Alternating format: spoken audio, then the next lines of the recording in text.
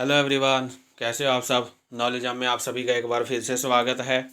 आज की जो वीडियो है इसके अंदर हम एक नया सब्जेक्ट लेके आए हैं, जिसके अंदर हम आपको माइक्रो इकोनॉमिक्स के बारे में पढ़ाएंगे। इकोनॉमिक्स का ही एक पार्ट है कि बेसिकली जो आपकी इकोनॉमिक्स होती है वो टू टाइप्स की होती है। एक को हम माइक्रो इकोनॉमिक्स बोलते हैं और दूसरे को हम मैक्रो इकोनॉमिक्स बोलते हैं। ठीक है। माइक्रो में क्या होता है कि माइक्रो में आप सिर्फ जो इंडिविजुअल होती है, एक मार्केट होती है, सिर्फ हम उसको ही स्टडी करते हैं। लेकिन मैक्रो में हम स्टडी करते हैं इकोनॉमी की, किसी भी कंट्री की, लेकिन एज अ वोल मीन्स सारा। उसके अंदर हम सारा कुछ ही स्टडी करते हैं। मतलब कि एक सिंगल पर्सन या सिंगल मार्केट या सिंगल बिजनेस को हम उसमें स्टडी नहीं करते हैं। पूरे इंडिया का जो मार्केट है, बिजनेस है, उसको हम स्टडी करते हैं मैक्रो इकोनॉमिक्स में। और माइक्रो में हम सिर्फ सिंगल वर्ड लेके चलते हैं। ठीक है। एक सिंगल जो मार्केट है उसमें क्या क्या चल रहा है, सिंगल बिजनेस में क्या क्या चल रहा है। ठीक है। सिंगल इकोनॉमिक्स को लेके हम इसमें चलते हैं। एक छोटे स्केल पे जो इकोनॉमी होती है उसको हम इसके अंदर स्टडी करते हैं, माइक्रो इकोनॉमिक्स के अंदर। ठीक है। तो माइक्रो इकोनॉमिक्स में आपका एक पार्ट आता है जिसको हम बोलते हैं थ्योरी ऑफ डिमांड। कि जो आपकी थ्योरी ऑफ डिमांड है वो होती क्या है। पहले हम मीनिंग से शुरुआत करेंगे कि डिमांड होती क्या है, व्हाट इज डिमांड। ठीक है। एक क्वेश्चन आता है ना, व्हाट इज डिमांड, कि डिमांड है क्या। डिमांड का एग्जैक्ट मीनिंग आपको नहीं पता होगा, क्योंकि नॉर्मली हम डिमांड क्या बोलते हैं कि जैसे कोई कस्टमर है, वो किसी दुकान पे गया और कहता है मेरे को ये चीज़ चाहिए। ठीक है। कोई भी वो प्रोडक्ट परचेज करना चाहता है, वो उस प्रोडक्ट के बारे में पूछता है, मतलब उसको लेने के लिए बोलता है, तो वो क्या है, डिमांड है। कि वो डिमांड रख रहा है कि उसको वो प्रोडक्ट चाहिए। हम डिमांड को ऐसे समझते हैं। ठीक है। लेकिन डिमांड इज द इसके कुछ बेसिक डिफरेंस भी हो सकते हैं। जैसे विलिंगनेस होती है ना। विलिंगनेस होती है कि हमें वो जो प्रोडक्ट है वो परचेज करना है। तो वहाँ पे आपकी जो विलिंगनेस है वो डिमांड कब बनती है, उसके बारे में हम इस मीनिंग के अंदर डिस्कस करते हैं। तो फर्स्ट ऑफ ऑल क्या कहता है, demand for a commodity is the desire to buy a commodity backed with the sufficient purchasing power and the willingness to spend. की डिमांड क्या है, डिमांड किसी भी कमोडिटी की क्या है, डिजायर है उसको परचेज करने के लिए। ठीक है। उसको परचेज करने के लिए क्या है, एक डिजायर है किसी भी कस्टमर की। ठीक है। लेकिन वो डिजायर पूरी होनी चाहिए, मीन्स उसके पास सफिशिएंट परचेजिंग पावर होनी चाहिए और उसके अंदर इच्छा होनी चाहिए कि वो उसको परचेज करने के लिए उस पर मनी स्पेंड कर सकता है, तब जाके वो डिमांड बनती है। अदरवाइज वो एक विशफुल थिंकिंग ही रह जाती है कि उसकी विश है कि वो जो प्रोडक्ट है वो उसको क्या करना चाहता है, खरीदना चाहता है। वो क्या है, सिर्फ उसकी विशफुल थिंकिंग है। ठीक है। लेकिन इन अदर केस, अगर आपने कोई प्रोडक्ट परचेज करना है और आपकी परचेजिंग पावर उतनी है कि आप उस प्रोडक्ट को परचेज कर सकते हो। ठीक है। और आप उस प्रोडक्ट को परचेज करने के लिए मनी स्पेंड कर सकते हो, विलिंगनेस आपकी इच्छा है कि आप क्या कर सकते हो, आप उस प्रोडक्ट को परचेज करने की इच्छा रखते हो, मीन्स उसको परचेज करोगे, उस पे पैसे आप स्पेंड करोगे। ठीक है। तो वो आपकी क्या है, वो आपकी डिमांड बन जाती है। ठीक है। एग्जाम्पल हम ले लेते हैं। ठीक है। मान लीजिए आप कोई भी बाइक परचेज करना चाहते हैं, लेकिन आप बाइक परचेज करने के हालात में नहीं हैं। ठीक है। आपकी ऐसी सिचुएशन नहीं है, फाइनेंशियल पोजीशन आपकी अच्छी नहीं है, आपके पास पैसे नहीं है।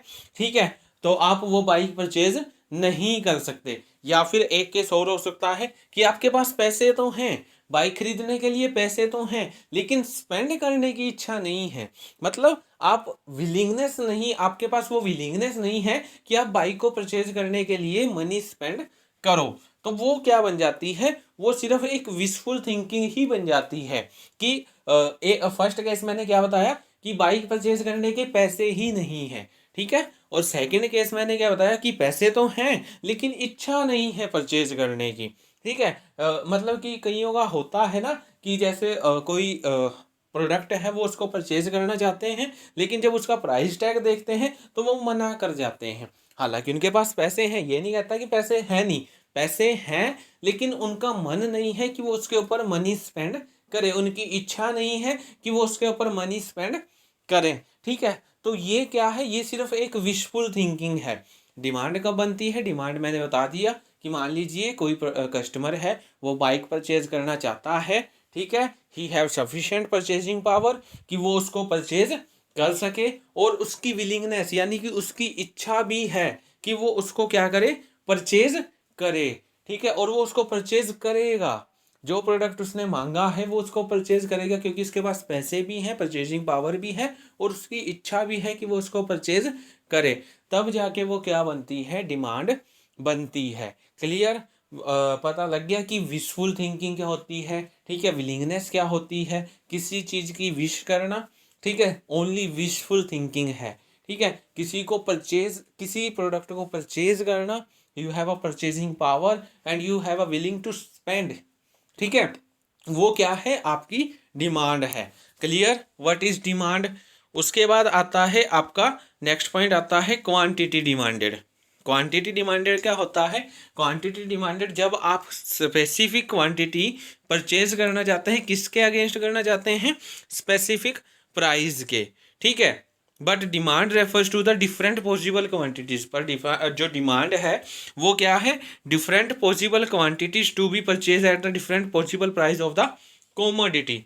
ठीक है, कि कई बार क्या होता है कि प्राइस ज़्यादा होता है तो हम क्वांटिटी कम परचेज करते हैं। ठीक है, अगर प्राइस कम होता है तो हम क्वांटिटी ज़्यादा परचेज कर लेते हैं। तो ये पॉइंट यही कहता है कि आपकी जो क्वांटिटी है वो कई बार क्या होता है, कई वेज में क्या होता है कि वो प्राइस के ऊपर डिपेंड करती है। ठीक है, कई बार हम देखते हैं ना, मान लीजिए आप शुगर खरीदना चाहते हैं, अगर वो 20 रुपीज़ पर केजी मिल रही है तो आप क्या करोगे, आप 2 kg आराम से ले सकते हो 40 रुपीज़ में। ठीक है, इन अदर केस अगर वो 30 रुपीज़ पर केजी मिल रही है तो आप 1 kg ही परचेज करोगे।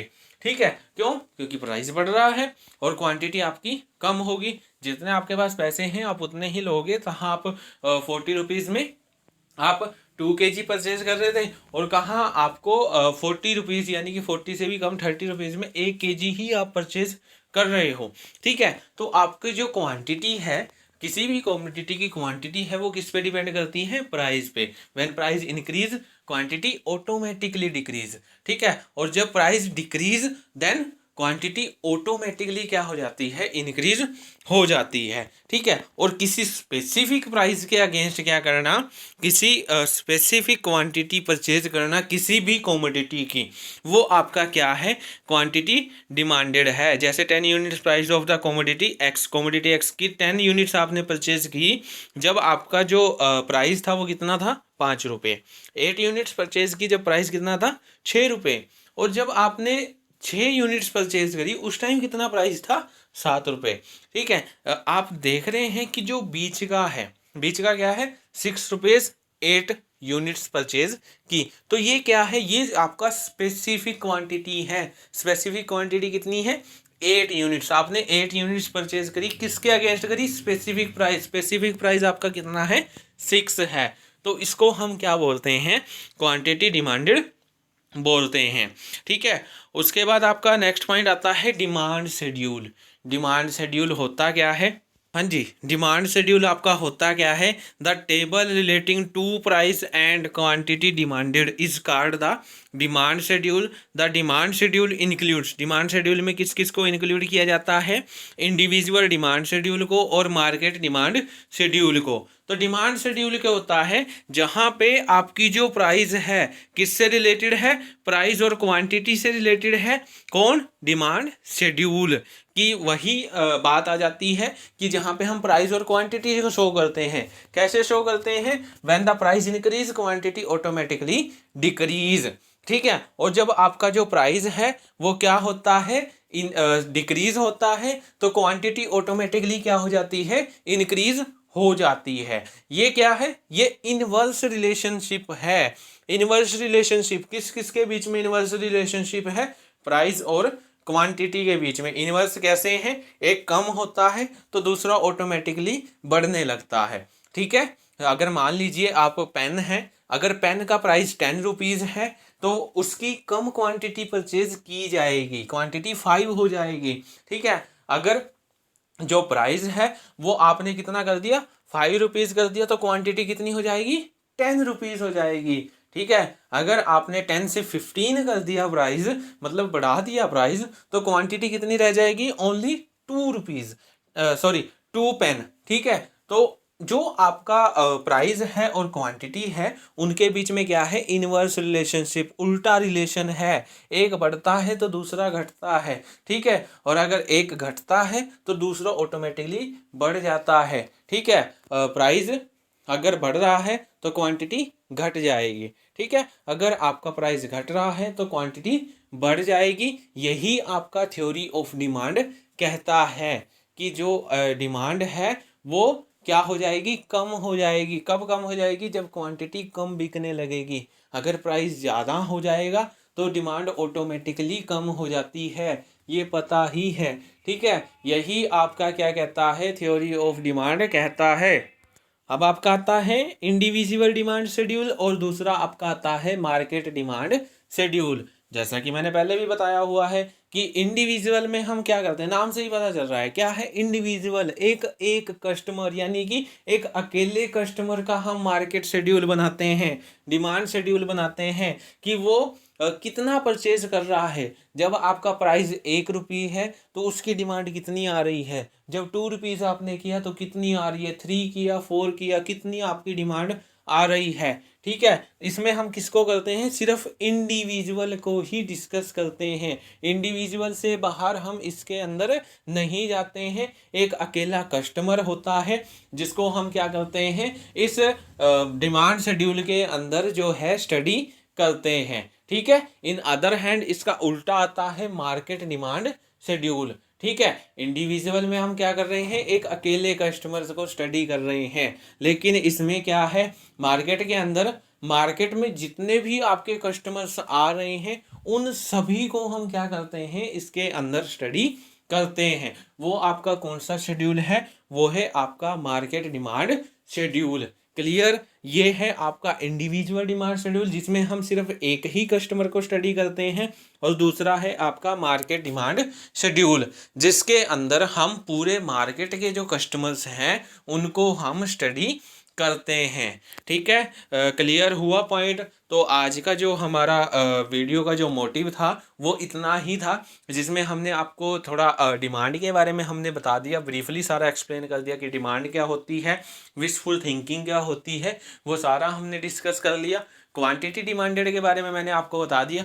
माइक्रो और मैक्रो का मैंने फर्स्ट जो बताया था वो वहीं पे मैंने उनका डिफरेंस क्लियर कर दिया था कि माइक्रो क्या होती है और मैक्रो क्या होती है, दोनों ही इकोनॉमिक्स के पार्ट होते हैं। देन उसके बाद हमने डिमांड मार्केट शेड्यूल के बारे में स्टडी किया। डिमांड मार्केट शेड्यूल में आपके दो शेड्यूल आए थे, इंडिविजुअल मार्केट डिमांड शेड्यूल और दूसरा आपका मार्केट डिमांड शेड्यूल। ठीक है, तो ये दोनों के दोनों हमने स्टडी कर लिए हैं इस वीडियो के अंदर।